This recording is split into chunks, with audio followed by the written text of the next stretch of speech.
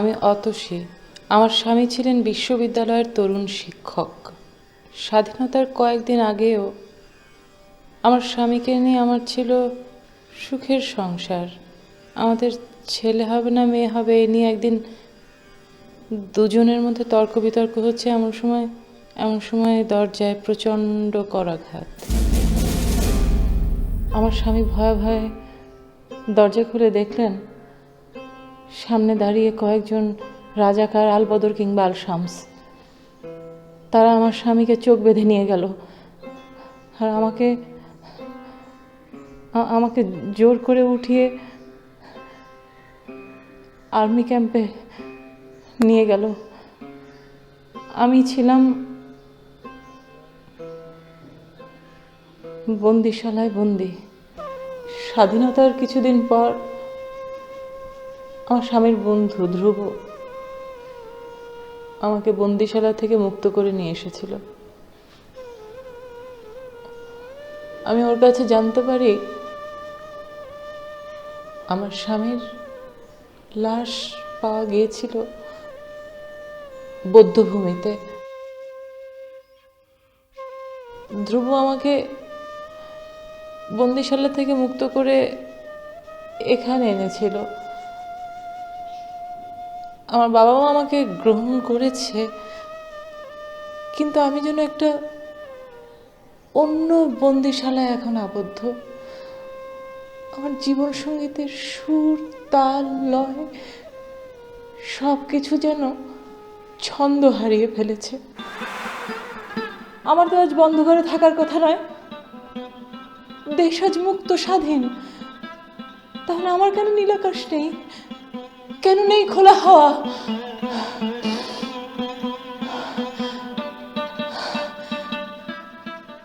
গালভরা উপাধিতে আমাকে ভূষিত করা হয়েছে, বীরাঙ্গনা। কিন্তু আমি হলাম ঘরবন্দি। যখনই সবাই জানলো তুমি আসছো, তখনই হরণ করা হলো আমার স্বাধীনতা।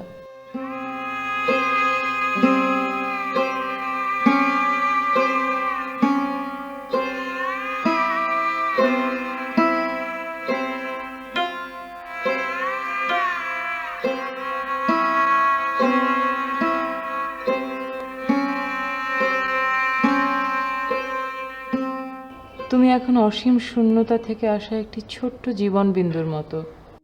তোমার অস্তিত্বের এই আকস্মিক ঘোষণা আমাকে অভিভূত করলো, বিস্মিত করলো, বিদ্ধ করলো একটা বুলেটের মতো। একটা প্রচণ্ড ভীতি আমার সমগ্র শরীরের সমস্ত সত্তায়। অন্যদের জন্য আমার ভয় নয়, ভয় তোমার জন্যে। যদি কোনোদিন তুমি চিৎকার করে প্রশ্ন করো কেন তুমি আমাকে এই পৃথিবীতে নিয়ে এলে, কেন, কে বলেছিল তোমাকে, কে বলেছিল তোমাকে, কে বলেছিল, কে কে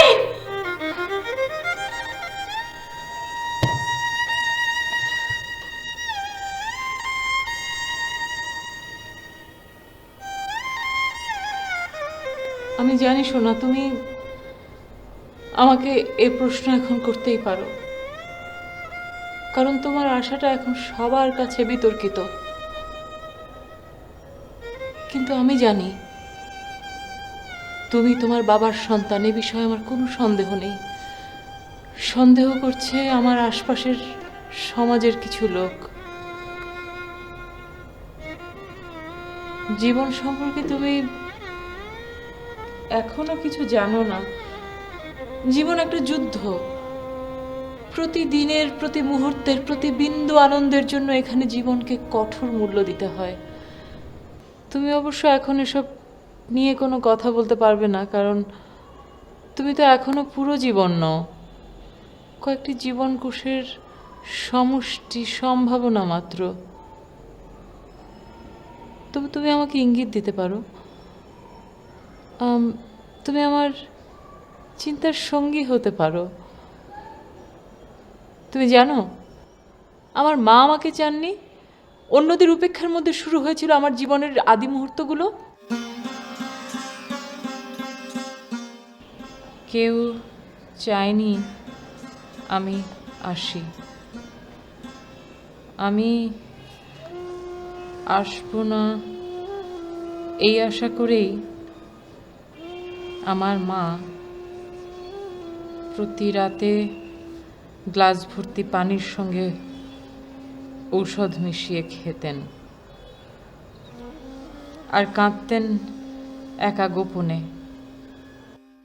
তবু আমি এসেছি।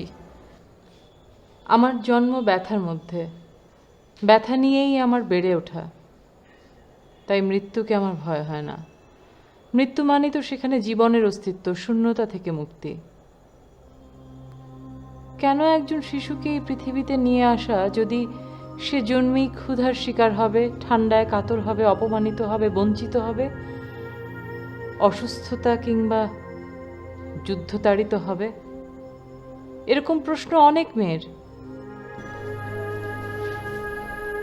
শিশুর ক্ষুধা নিবৃত হবে, উষ্ণতা থাকবে শরীরে, সে সামাজিক সম্মান মর্যাদা পাবে, সে সে একটা অসুস্থতা মুক্ত বন্ধুময় পৃথিবীতে বেড়ে উঠবে, এমন আশা তো তারা করতেই পারে, তাই না?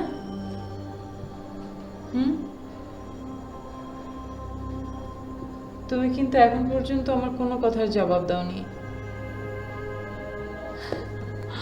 অবশ্য জবাব দেবে কি করে? তুমি তো আসলে এখনো অনেক ছোট।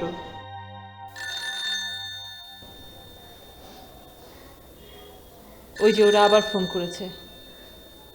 আমি ধরবো না ফোন, আমি ওদের কোনো কথা শুনবো না। যত বাধা আসুক আর ওরা যত অনুরোধই আমাকে করুক, তোমার ব্যাপারে আমি সিদ্ধান্ত নিয়ে ফেলেছি, তুমি আসবে। কদিন আগে এক ম্যাগাজিনে ভ্রূণের ছবি দেখলাম আর শিশুর জীবন বিকাশ সম্পর্কে একটা লেখা পড়লাম। ছবি দেখতে দেখতে আর লেখা পড়তে পড়তেই তোমার সম্পর্কে আমি সিদ্ধান্ত নিয়েছি। আমার ভয় অনেক কমে গেছে। তুমি এখনো প্রায় অদৃশ্য।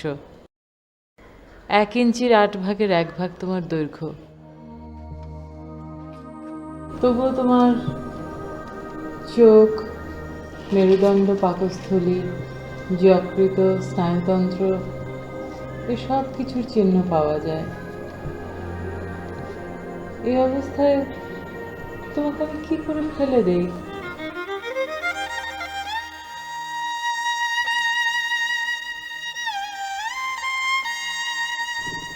খালা, খালা, বলেন। শুয়ে পড়েন মা, অনেক রাত হয়েছে।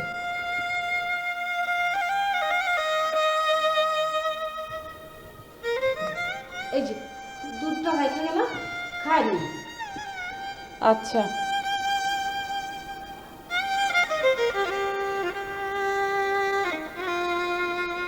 এই পৃথিবীতে আরো অনেক শিশু তোমার মতো করে বেড়ে উঠছে। আমি তোমার উপর সেই গর্ব আরোপ করতে চাই যা অর্পিত হয়েছিল আমার উপর, আমার মার উপর, আমার নানি, দাদি, তাদের মা বা তাদের লক্ষ প্রজন্মের উপর। সেই লক্ষ প্রজন্মের কাছে যদি তাদের ইচ্ছা অনিচ্ছার কথা জানতে চাওয়া হতো, তারা হয়তো বলতো যে না, আমরা জন্মাতে চাই না, আমরা জন্ম চাই না। কিন্তু তাদের কাছে তো মতামত চাওয়া হয়নি, তাই তারা জন্মেছে, জীবন ধারণ করেছে, তারপর আরো অনেক মানুষকে বাধ্য হয়ে জন্ম দিয়ে দিয়ে একসময় মৃত্যুবরণ করেছে।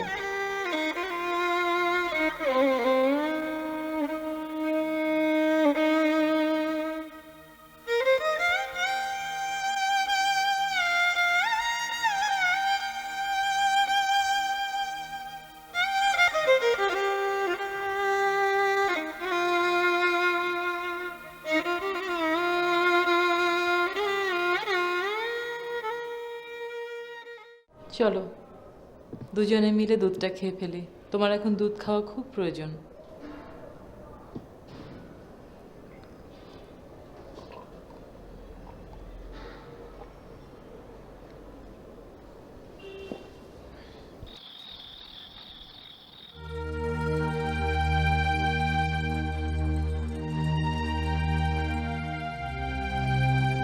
বুকে সাহস আনো। যারাও মাটি ফুঁড়ে বের হতে সাহস লাগে। বাতাসের এক ঝলক কিংবা ইঁদুরের একটু খামচি তাকে শেষ করে দিতে পারে, তবু অনেক সংঘাতের মধ্যে সাহসের সঙ্গে এটি দাঁড়িয়ে থাকে, তারপর ক্রমশ বেড়ে উঠে বিশাল বৃক্ষে পরিণত হয়। মানুষ তো বৃক্ষ নয়। সচেতন বলেই মানুষের জীবন যন্ত্রণা হয়তো গাছের তুলনায় 1000 গুণ বেশি। সত্যি কথা কি, আমি আমি দ্বিধাগ্রস্ত, কারণ তোমার বাবা বেঁচে নেই, তিনি এখন শহীদ। আমার কথা কেউ বিশ্বাস করুক বা নাই করুক তাতে আমার কিচ্ছু যায় আসে না। তুমি আসবে, এটাই আমার শেষ সিদ্ধান্ত। চলো মা, রাত হয়েছে, আমরা ঘুমিয়ে পড়ি।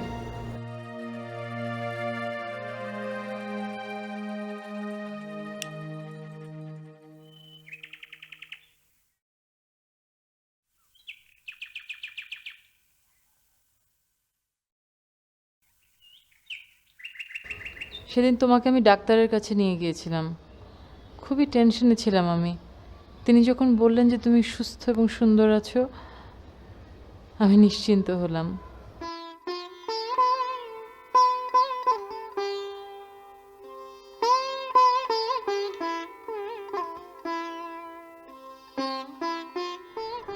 মা হতে যাচ্ছে এমন একজন নারীকে একজন পুরুষ কতটুকু বুঝতে পারে? একজন পুরুষ তো গর্ভধারণ করতে পারে না। সে মনে করে এটা তার সুবিধা, কিন্তু আসলে এটা তার অক্ষমতা। সে জানে না যে নিজের ভেতর আরেকটা জীবন লালন করার ভেতরে এক ধরনের গর্ব আছে।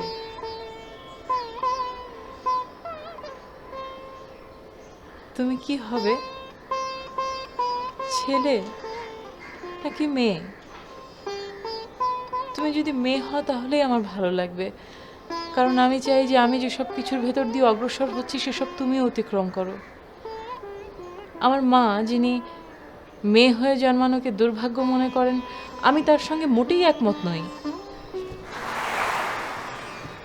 আমি জানি সোনা, এই পৃথিবীটা পুরুষের, এবং পুরুষের আধিপত্য এতই প্রবল যে মাঝে মাঝে সেটা ভাষায় প্রকাশ করাও দুরূহ হয়ে যায়। অথচ মানুষ বলতে তো আমরা নারী পুরুষ উভয়কেই বোঝাই। পৌরাণিক উপাখ্যান বলে,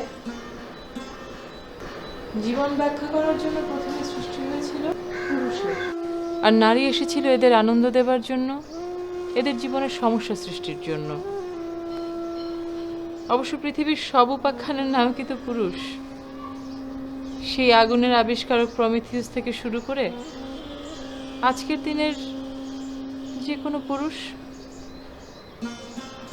আর সর্বত্রই নারী হচ্ছে কেবলই এদের গর্ভধারিণী, এর চেয়ে বেশি কিছু নয়।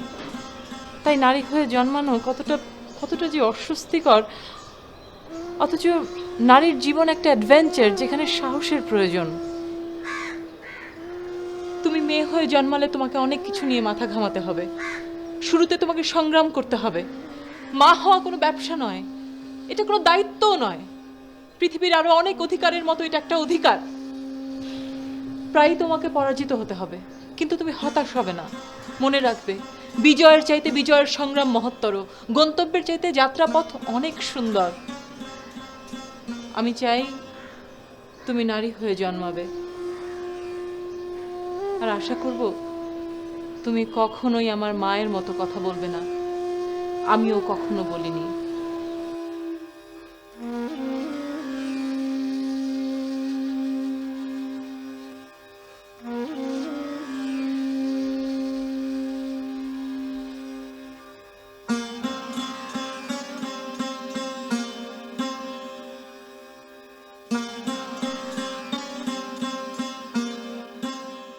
যদি তুমি ছেলে হয়ে জন্মাও তবু আমার কোনো দুঃখ থাকবে না, তবে তোমার ঝামেলা তাতে কম হবে। অন্ধকার রাস্তায় তোমার অপমানিত হবার ভয় থাকবে না। তোমার প্রয়োজন হবে না বুদ্ধিবৃত্তিকে ঢেকে রেখে রূপচর্চা করবার, অথবা তোমার পছন্দের কারোর সাথে তুমি যা খুশি তা করে বেড়াও, তোমাকে কোনো বাজে কথা শুনতে হবে না। তবে ছেলে হয়ে জন্মালেই যে তুমি সমস্ত অবিচার আর দাসত্ব থেকে মুক্তি পাবে তেমন ভেবো না। পুরুষের জন্য জীবন সহজ নয়, তোমার উপর অনেক বেশি বোঝা চাপিয়ে দেওয়া হবে। তুমি যখন কাঁদবে তখন তারা হাসবে, তোমাকে তারা হত্যা করবে অথবা হত্যাকারীর ভূমিকায় নামাবে। এ কারণে পুরুষের জীবন নিয়েও তোমাকে অনেক সংগ্রাম করতে হবে। তুমি যদি ছেলে হয়ে জন্মাও, আমি চাইবো তুমি এমন একজন হও যে দুর্বলের প্রতি সংবেদনশীল, উদ্ধতের প্রতি উদ্ধত। যারা ভালোবাসা বোঝে তাদের বন্ধু, আর যারা অধিপতি তাদের প্রতি কঠোর।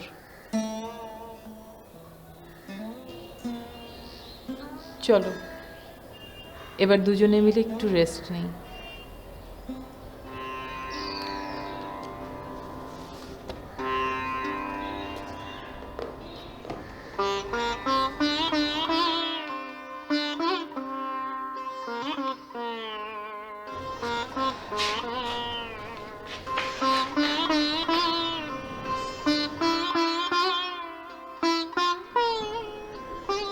তোমাকে এসব কথা বলছি কারণ তোমাকে বোঝাতে চাই যে পুরুষ মানে একজন ব্যক্তি। ব্যক্তি কথাটা কি চমৎকার, কারণ এর মধ্যে নারী পুরুষ কোনো ভেদাভেদ নেই।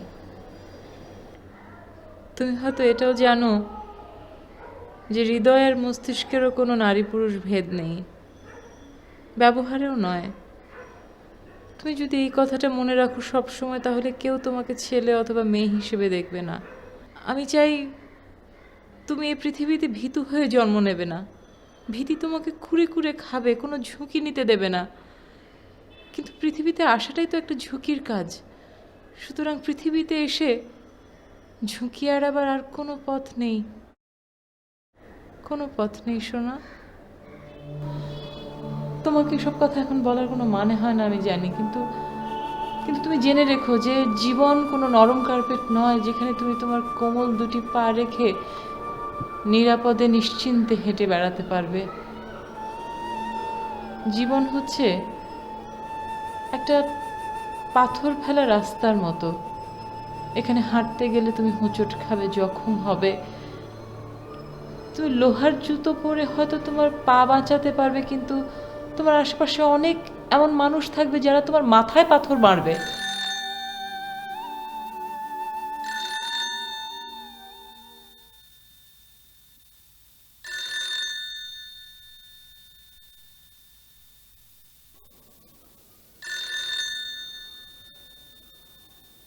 খালা, ফোনটা ধরুন। দরকার নেই, আপনি নিজের কাজ করেন, যান।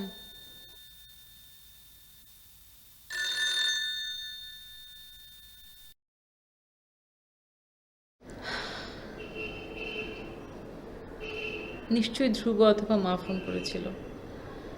জানি তো কি বলবে ওরা, সে একই কথা তোমাকে মেরে ফেলতে বলবে। আমি জানি শোনা, তোমার নিজের অস্তিত্ব সম্পর্কে এখন তোমার কোনো ধারণাই নেই। সুতরাং আমি যদি তোমাকে এখন ফেলে দিই, তুমি কোনোদিন জানতেও পারবে না যে আমি তোমাকে মেরে ফেললাম। তুমি কখনোই জানবে না যে আমি তোমার প্রতি অন্যায় করলাম নাকি তোমার জন্য একটা ভালো কাজ করলাম।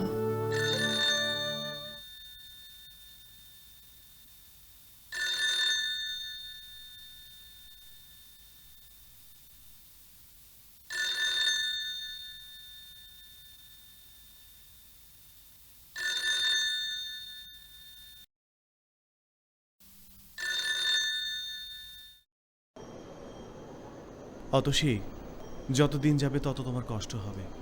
তুমি কোনো সিদ্ধান্ত দিচ্ছ না। তোমার সিদ্ধান্ত পেলে আমি ভেবে দেখতাম কি করা যায়। এটা কত নেবে? আরো 9 মাস কিংবা 8 মাসও লাগতে পারে। আমি টাকার কথা বলছি। কিসের টাকা? ওটা হতে মুক্ত হতে কত টাকা লাগবে?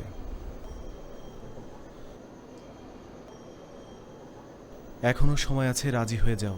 তোমার ক্যারিয়ারের কথা চিন্তা করো, তোমার দায়িত্বের কথা চিন্তা করো। কেউ বিশ্বাস করে ওটা তোমার সন্তান? তুমি যতই বলবে কেউ তোমার কথা শুনবে না। সবাই বলছে হানাদার বাহিনীর কারো না কারো সন্তান। কে কি বলছে তাতে আমার কিচ্ছু যায় আসে না। আমি সত্যটা জানি, আমি জানি সত্য কি। সমাজের লোকেরা যা বলবে তাই তো হবে। আমরা কেউ তো সমাজের বাইরে নই। তাহলে মঞ্চের সেমিনারের সিম্পোজিয়ামে তোমরা বীরাঙ্গনাদের নিয়ে এত মিষ্টি কথার ফুল ঝুড়ি ওড়াও কেন? কেন বলো না যে বীরাঙ্গনারা অস্পৃশ্য, স্বাধীন দেশে তাদের কোনো স্থান নেই, তারা জাতির কলঙ্ক? এটা বলা যায় না। জীবনের মঞ্চ এক নয়। বাহ ধ্রুব, বাহ, চমৎকার। আসলে তুমি বোধহয় আমাকে বিয়ে করে সবার সামনে প্রমাণ করতে চাও যে তুমি কতটা মহৎ। তাতে হয়তো তোমার পার্টি তোমাকে আরো উচ্চ আসনে অধিষ্ঠিত করবে, তোমার হাতে আরো ক্ষমতা দেবে। এমনটা ভাবার কোনো কারণ আছে? আছে ধ্রুব, আছে। আমি যদি বলি যে তুমি আমাকে পাবার লোভে তুমি আমার স্বামীকে রাজাকারদের হাতে তুলে দিয়েছিলে, তখন তোমার কি অবস্থা হবে তুমি বুঝতে পারছো? এসব কি অবাস্তব কথাবার্তা বলছো? হ্যাঁ, একটু বেশি বোধহয় বলে ফেললাম। যা সত্যি নয় তা এতটা বলা ঠিক নয়। আমার স্বামী তোমাকে বন্ধু জেনেছিলেন, আমিও তোমাকে বন্ধু জানি। তাই তো বলি নিজের কথা ভাবো। অতসীপ, এটা থেকে মুক্ত হলেও তুমি ভবিষ্যতে মা হতে পারবে। এরকম অহরহ হচ্ছে। আমি তা করবো না ধ্রুব। এ ব্যাপারে তুমি আর আমাকে একটি কথা বলবে না।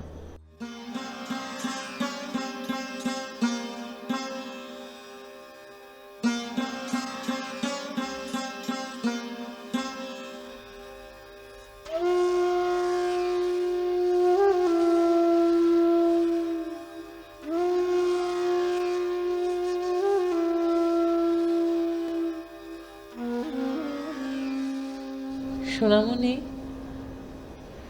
তুমি এখন আমার জীবনের সাথে একটা অসীম সুতোয় আবদ্ধ হয়ে এই পৃথিবীতে আছো। তুমি আমার কত স্নেহের, কত ভালোবাসার, কত মায়ার, কত সাধনার। মানুষ নামের এরা তোমার জন্মকে ধূলিসাৎ করতে চায়। আমি সেটা কোনোদিন হতে দেব না। আমি তোমাকে বাঁচাবই। আমার উপর আস্থা রাখো। আমি তোমার মা। মা।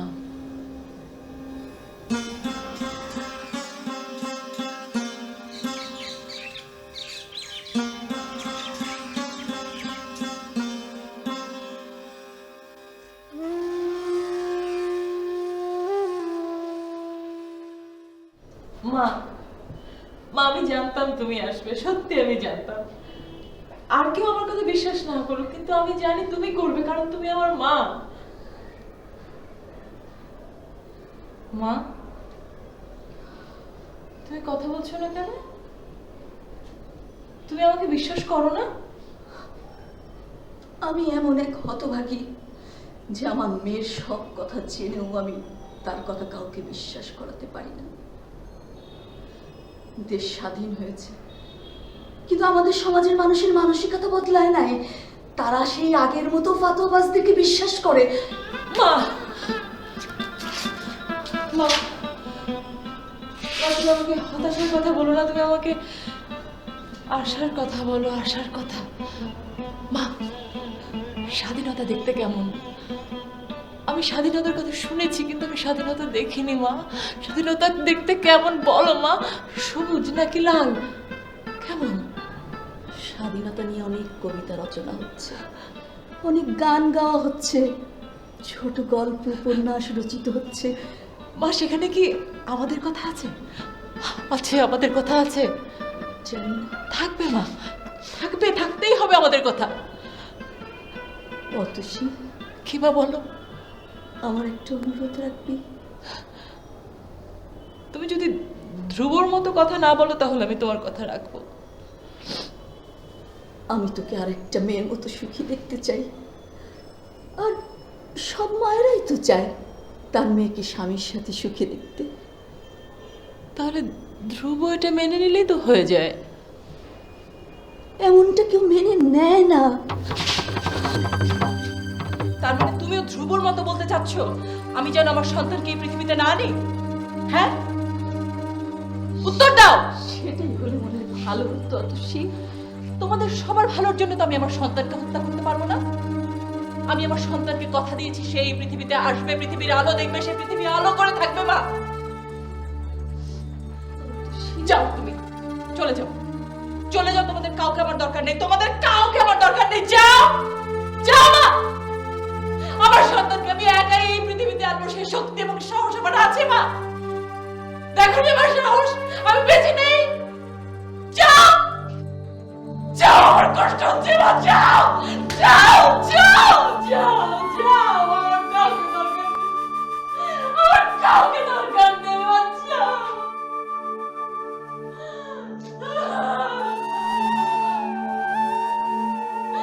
আমার কাউকে দরকার নেই।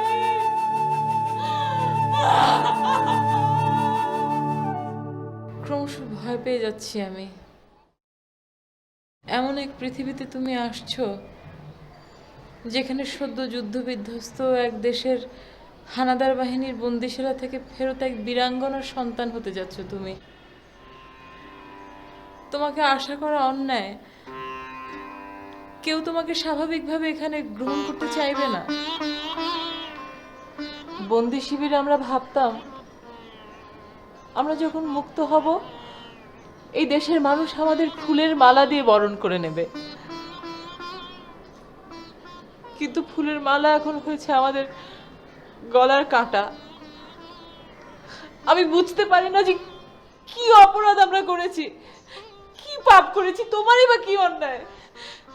তুমি তো নিজের ইচ্ছায় আসছো না, আমি তোমাকে এনেছি, তাহলে তাহলে তোমার সঙ্গে কেন এই আচরণ, কেন কেন কেন কেন?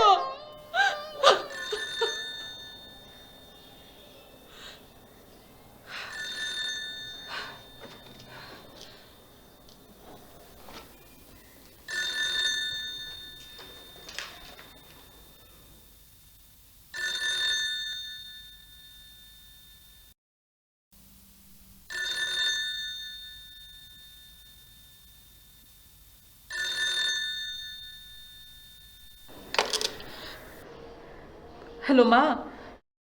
হ্যালো তোষি, তুমি কেন ফোন করেছো আমাকে? তোমাকে আমি চিনি না, তোমাদের কাউকে আমি চিনি না। আমি জানি তোমরা সবাই স্বার্থপর, সবাই স্বার্থপর। তুমি আর কোনোদিনও আমাকে ফোন করবে না, বুঝতে পেরেছো?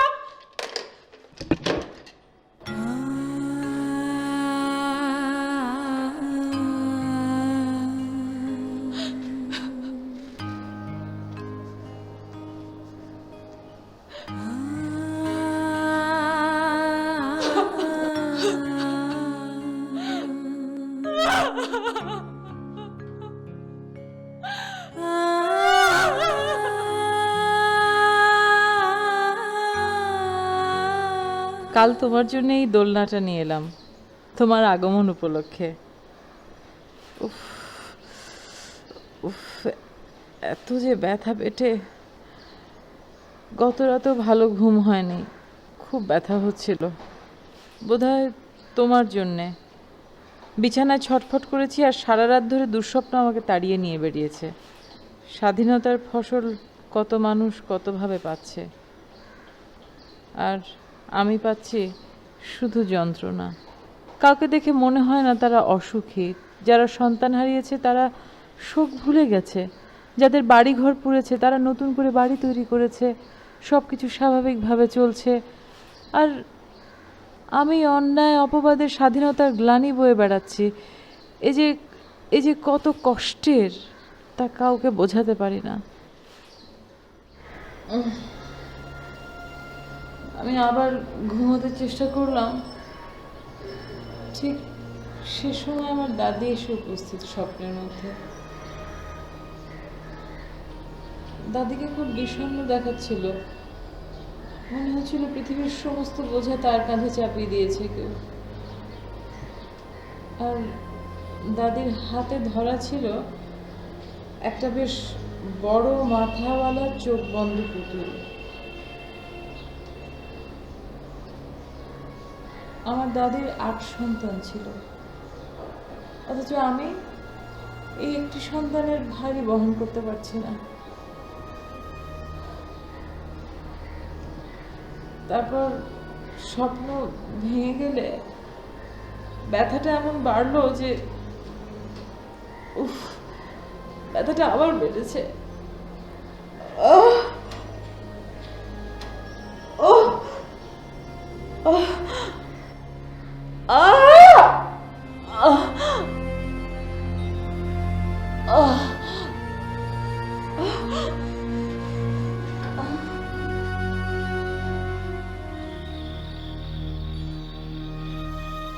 ডাক্তারের কথা মতো প্রায় 1 মাস ধরে আমাকে এই বিছানায় শুয়ে থাকতে হচ্ছে। এতদিন ধরে এক নাগাড়ে শুয়ে থাকা যে কি কষ্টের তুমি বুঝতে পারছো? শুধু তোমার জন্যই আমি এরকম ভাবে থাকতে পারছি। আমি তো এখন একাই থাকি। কেউ ওই দরজায় নক করলে আমাকে উঠেই খুলতে হয়, কেউ নেই। একা একা গোসল করি। অবশ্য বুয়াটা মাঝে মাঝে আসে, এসে ওই দিনে 3-4 বার করে আমাকে খাবার দিয়ে যায়।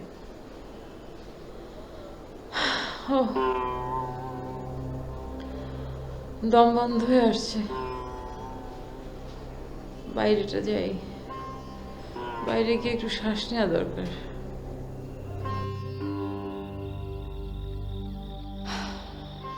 এর মধ্যে তুমি আরো বড় হয়েছো, তোমার হাড়ের কোষগুলো বেড়েছে।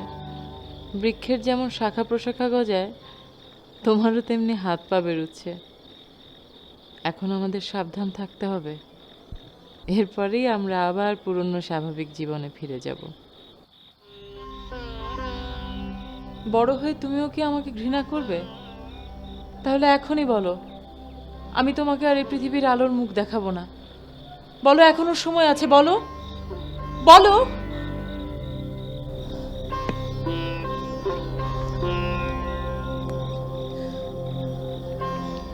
আমি জানি মা,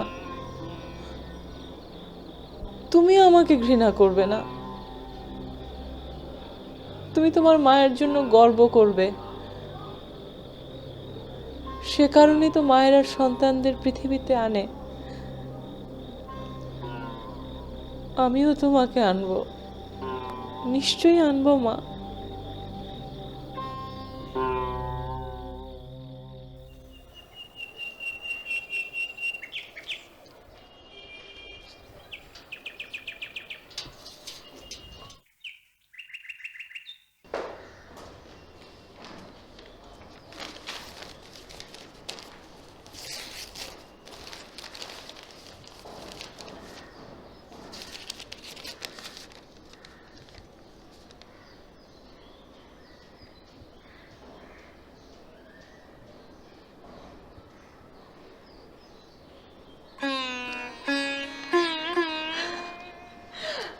আমার মা আর বাবা চিঠিটা পাঠিয়েছেন। তুমি শুনে খুব খুশি হবে যে তোমার নানা নানি এই ব্যাপারটা মেনে নিয়েছেন। আমি তো ভেবেছিলাম তারা মানবেন না, কারণ তারা পুরোনো দিনের মানুষ, কিন্তু দেখো মেনে নিয়েছেন। শুনবে কি লিখেছে? স্নেহের মা অতসী, আশা করি ভালো আছো। তোমার ব্যাপারটি নিয়ে আমরা গভীরভাবে চিন্তা করিয়াছি। তোমাকে আমাদের শেখানোর কিছু নাই, এখন তুমি আমাদেরকে শেখাইতে পারো। তুমি যদি এ ব্যাপারে চূড়ান্ত সিদ্ধান্ত নেওয়া থাকো, তাহা হইলে ঠিকই আছে।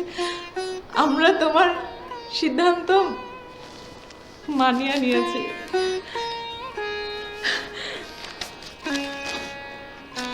মা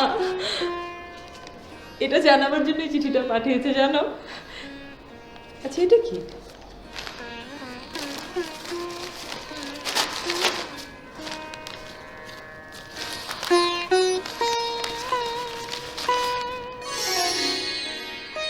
জুতো।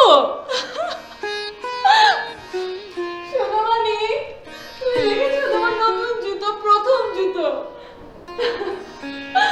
ও মা, তোমার কিন্তু তোমার নানিকে খুব পছন্দ হবে, কারণ আমার মা একজন খুব নরম মনের মানুষ। আমার মা বিশ্বাস করেন শিশুরাই হচ্ছে পৃথিবীর ভবিষ্যৎ। তিনি খুব উদার স্বচ্ছ হাসি হাসতে পারেন।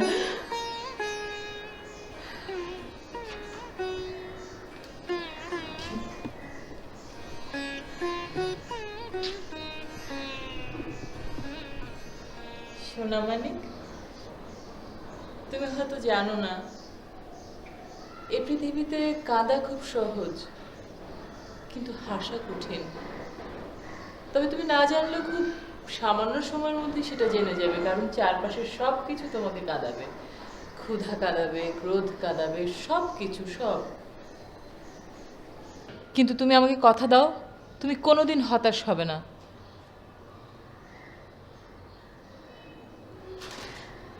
এখন তুমি যেখানে আছো সেখানে তুমি একাই আছো, সেখানে তুমি একটা স্বয়ংসম্পূর্ণ পৃথিবীতে আছো, তোমার কাউকে প্রয়োজন নেই।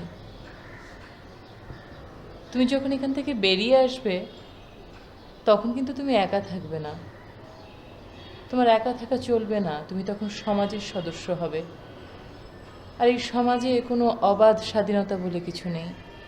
যারা এই স্বাধীনতার জন্য চেষ্টা করে তাদেরকে চলে যেতে হয় জঙ্গলে অথবা সমুদ্রের ধারে।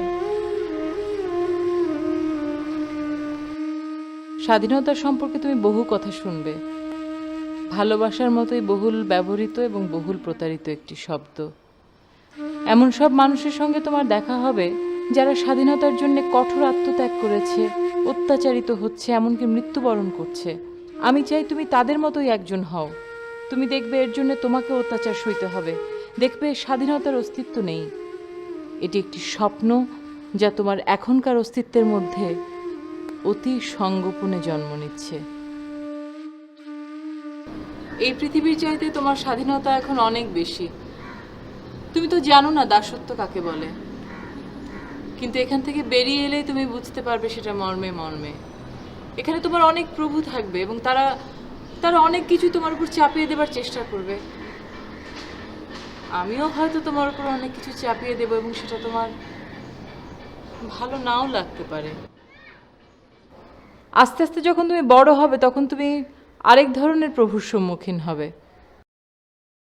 এরা তোমার চিন্তা আর অনুভূতির জগতের স্বাধীনতাকে হরণ করবে। এদের বিরুদ্ধে একা লড়াই করে তুমি কিচ্ছু করতে পারবে না। তোমার খাওয়ার জন্য টাকা লাগবে, তোমার ঘুমানোর জন্য টাকা লাগবে, তোমার এক জোড়া জুতোর জন্য টাকা লাগবে, এবং টাকার জন্য তোমাকে কাজ করতে হবে।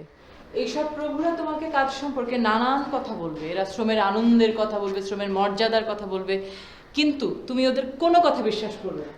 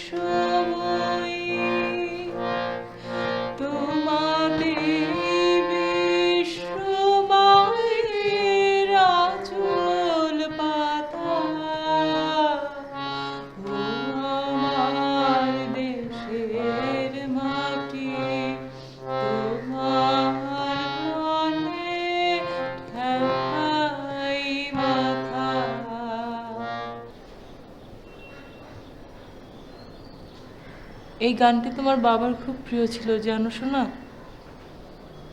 শুধু তোমার বাবা নয়,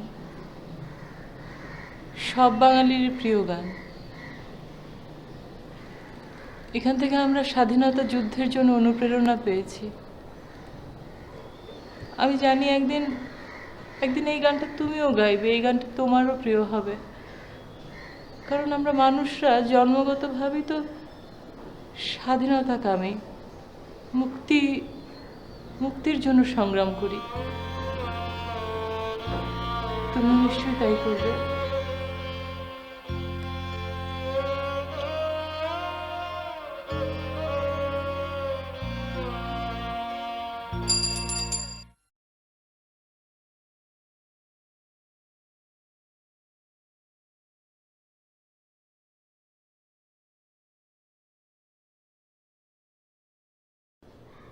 কেন এসেছো তুমি?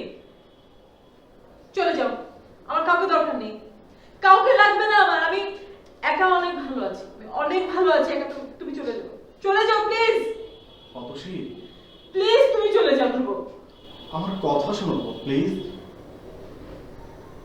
শুভ, তুমি তো তোমার বন্ধুকে দেখেছো, দেখোনি? তুমি দেখোনি আমাদের দুজনের ভালোবাসা? তাহলে তুমি কেন একবার বলতে পারছো না যে আমার সন্তান শহীদ বুদ্ধিজীবী সন্তান? দেখো অতসী, তাহলে স্বীকার করতে বাধা কোথায়? বাধা কিসে সেটা তো আমি তোমাকে বোঝাতে পারবো না, তোমাকেই বুঝতে হবে। আমার বুঝে কাজ নেই। অতসী, প্লিজ তুমি আমাকে নাম ধরে ডাকবে না। তোমাদের ওই তথাকথিত সমাজ আমাকে গ্রহণ করুক বা না করুক তাতে আমার কিচ্ছু যায় আসে না ধ্রুব। আমার সন্তান আমাকে কোনোদিন ভুল বুঝবে না, আমি জানি। আমি আমি সেই দিনের অপেক্ষায় আছি। সে তো অনেক সময়ের ব্যাপার। মায়ের জন্য সন্তানকে সময় দিতে হয়, আমিও দেব। আমি তো অস্বীকার করছি না তোমার অবদানের কথা। তার দেবার মতো কোনো পরিচয় থাকলে আমি ঠিকই গ্রহণ করতাম। একজন মায়ের চেয়ে বেশি সন্তানের পরিচয় আর কে জানে? হ্যাঁ, সমাজের কেউ তো বিশ্বাস করে না, আমি তো তাদেরই একজন। তুমি যাও, তুমি যাও, তুমি যাও। অতসী, আমার লাগছে না কি বাবা। করছো? অতসী, তুমি প্যানিক মারছো কেন? অতসী, প্লিজ প্লিজ থামো। অতসী, বাহ! অতসী, অতসী, কি করলে? অতসী, অতসী, তুমি কি করলে? আপনি দেখেন আমি বলে দিয়ে আসছি।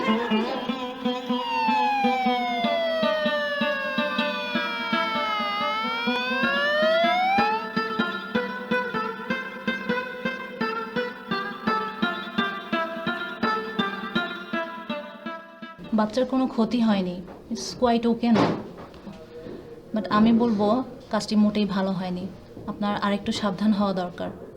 বাট এনিওয়ে, আর যেন এমনটি না হয়, আপনি এবার ওনাকে নিয়ে যেতে পারেন।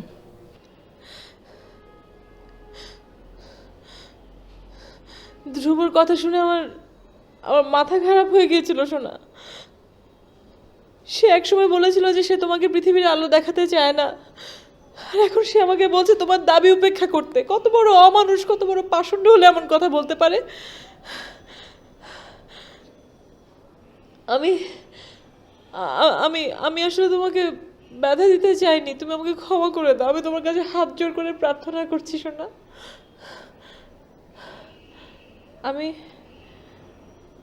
আমি আবার আগের মতো ভালো হয়ে যাব, আমি আমি স্বাভাবিক হয়ে যাব। আমি আমি আমি তোমাকে অনেক আদর করব, আমি অনেক যত্ন করব, আমি অনেক আগের চেয়েও বেশি। বলো, আমি খুশি হয়েছো? খুশি হয়নি? আচ্ছা ঠিক আছে, আমি আমাদের প্রথম বিজয় দিবসে তোমাকে নিয়ে শহীদ মিনারের বেদিতে যাব, তোমাকে কোলে নিয়ে যাব। তুমি তুমি স্বাধীনতার লাল টকটকে সূর্যটাকে দেখবে। কি সুন্দর দিন হবে বলো সেটা? খুশি লাগছে না? হ্যাঁ,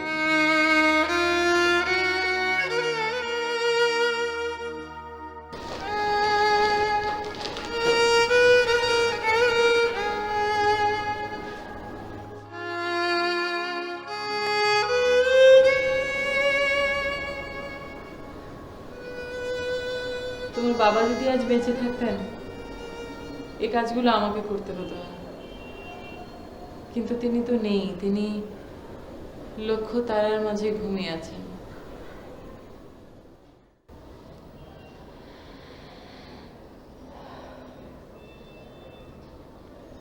তিনি বলতেন এই পৃথিবীতে কেউ অপরিহার্য নয়। যদি Icarus, Homer, Tolstoy, Leonardo da Vinci, Rabindranath কিংবা নজরুল না জন্মাতেন, পৃথিবী তাও একইভাবে চলতো। এখন আমার সত্যিই মনে হয় তাই। তুমি শুনে খুশি হবে, কাল আমি হাসপাতালে ভর্তি হচ্ছি। তারপর সুতীব্র যন্ত্রণার ভেতর দিয়ে তুমি এই পৃথিবীতে আসবে। মনে রেখো সোনা, আমি যা করতে পারিনি তুমি সেটা করবে, তোমাকে করতে হবে। সেটাই হবে আমার আরেক বিজয়।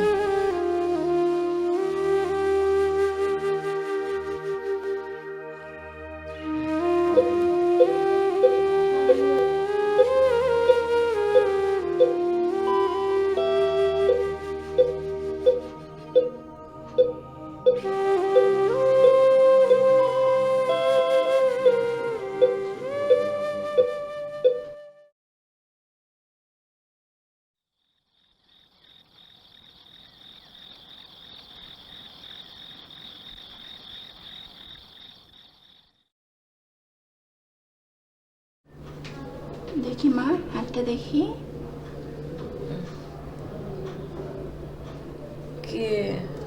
আমি নার্স, একটা ইঞ্জেকশন দিতে আসছি। কিছু বলবেন?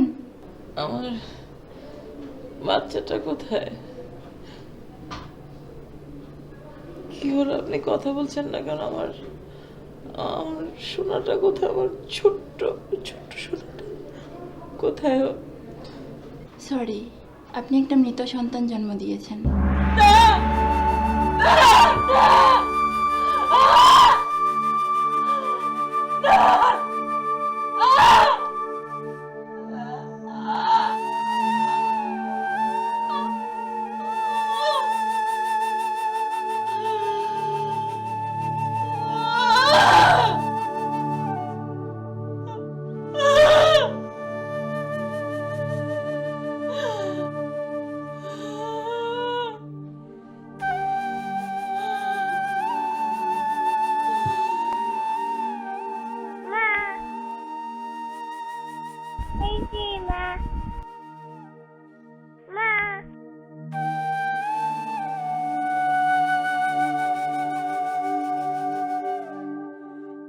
চলে গেলে?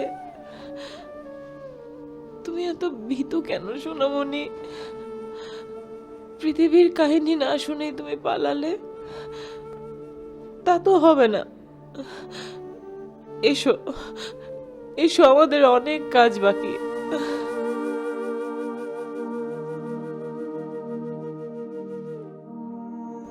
আমার আমার ঘুম পাচ্ছে, এত ঘুম পাচ্ছে কেন?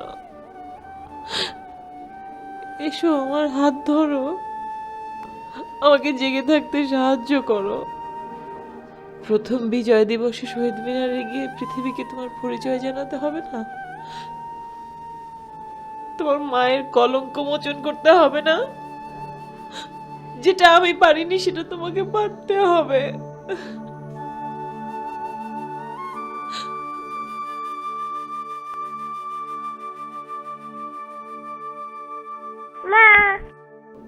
এই তো সোনামণি, আমি এখানে।